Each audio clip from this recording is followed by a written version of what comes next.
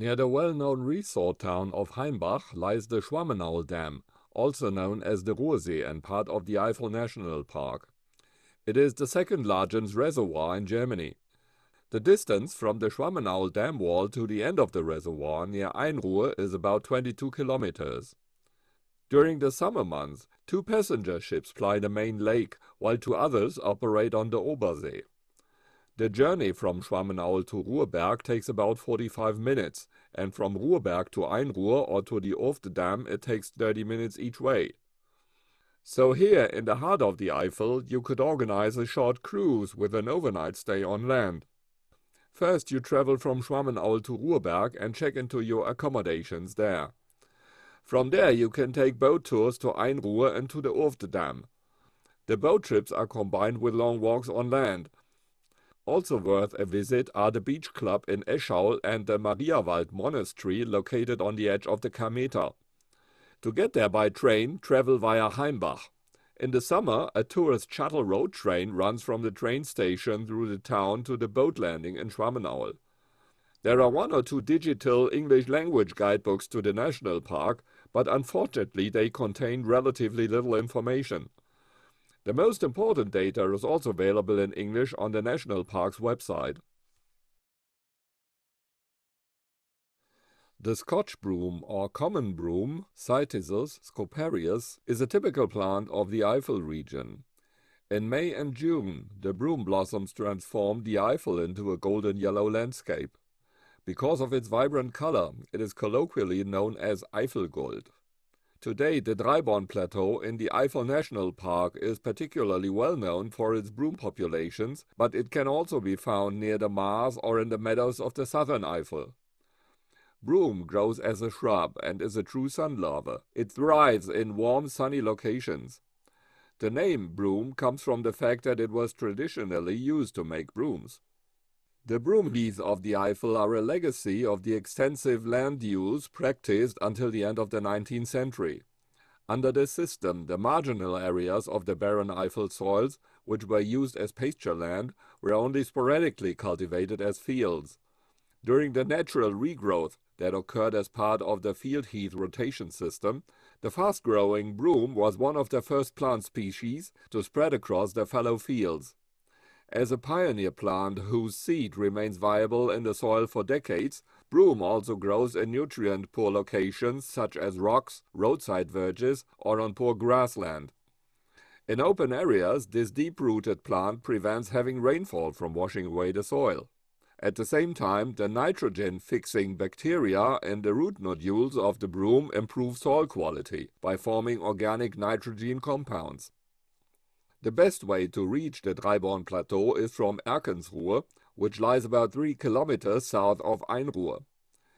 On weekdays, a bus runs from Simmerath to Erkensruhr via Einruhr, and another stops on the main road to Gmünd. The Erkensruhr Abzweigung stop is about 2.2 kilometers from the village. Dreiborn, located on the other side of the plateau, is of course also accessible by bus from Schleiden or Gmünd. The Dreiborn Plateau is part of the Eifel National Park.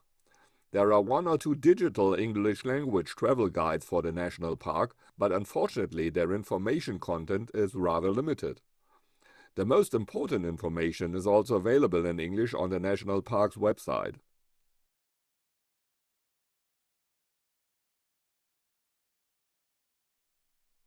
Bad Bertrich in the Eifel has been a Prussian state spa since 1815 and boasts a very rare Glauber salt spring containing sodium sulfate and hydrogen carbonate, which has a strongly laxative effect due to its impact on electrolyte balance. It is indicated for rheumatic and joint disorders. For those not accommodated in one of the spa clinics, the Vulkan Eifel Therme is the primary option. A drinking fountain is located in the Kursaal building and another at the Löwenkopfbrunnen.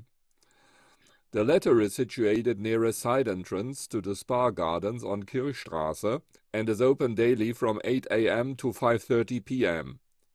Visitors should bring their own drinking cup. The town's architecture dates primarily from the late 19th and early 20th centuries, One of the oldest buildings is the former electoral bathhouse from 1786. The town is also a popular starting point for hikes. Access is via the local bus from the Bulleit train station on the Mosel. At 747 meters, the Hohe Acht is the highest mountain in the Eifel.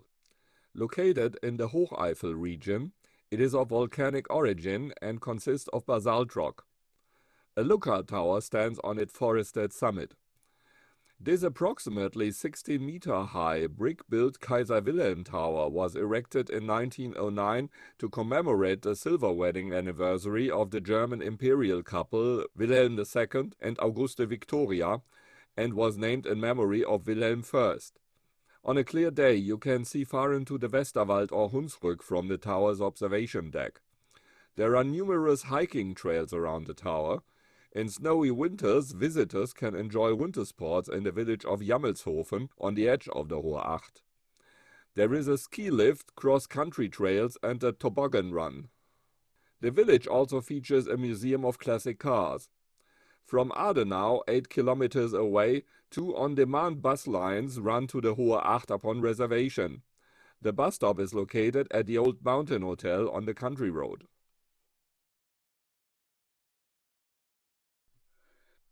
Located on the northern edge of the Eifel region, above Heimbach on the Kameta in the national park, Mariawald Abbey has a monastic history spanning more than 550 years.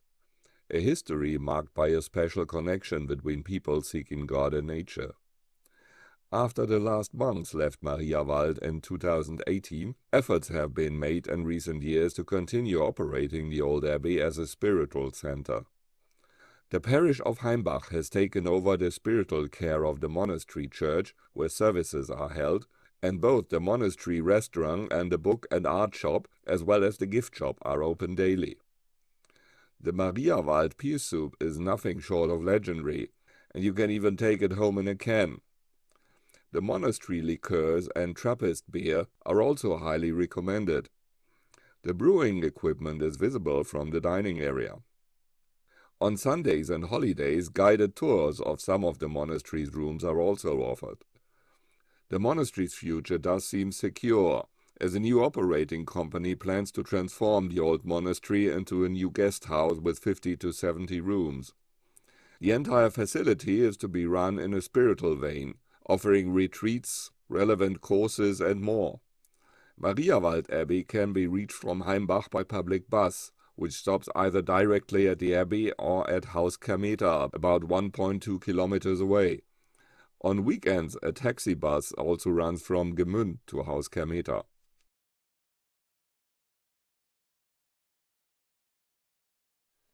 In the Mützenich district of Monschau, there is something truly unique, a monument to smugglers.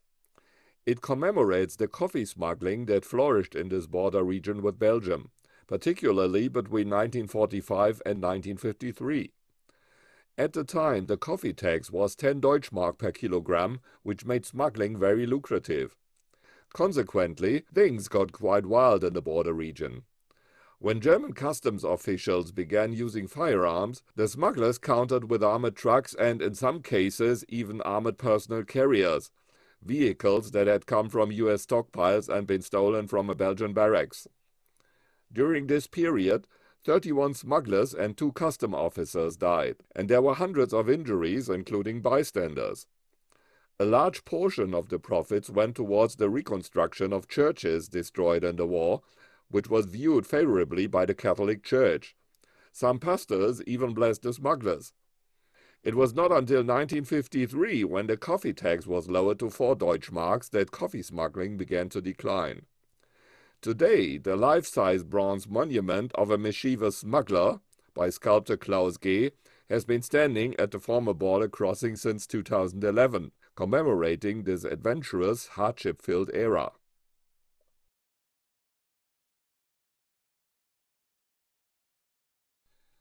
There are very few travel guides about the Eifel region available in English.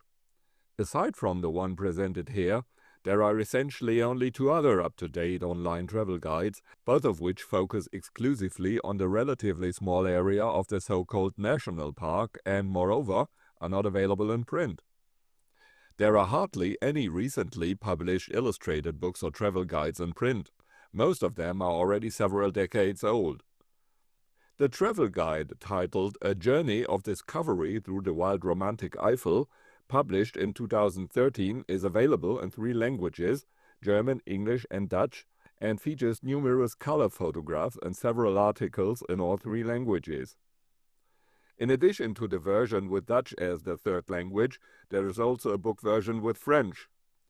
The guide covers all the major destinations in the Eifel, from the Monschau region to the Lower Ahr Valley and from Lake Ruhr to the Mosel. It also includes 2 fairly detailed overview maps. The text sections are kept relatively brief but contain the most relevant information. The focus is clearly on the color photos taken in the summer, all of which are well worth seeing. The book provides a good introduction and overview of the Eifel's main attractions and makes an excellent travel souvenir or gift for foreign friends, even those who may not yet have decided to visit the Eifel in person. A Journey of Discovery Through the Wild Romantic Eifel, Bad Münstereifel 2013, Zieten Panorama Verlag, 120 pages.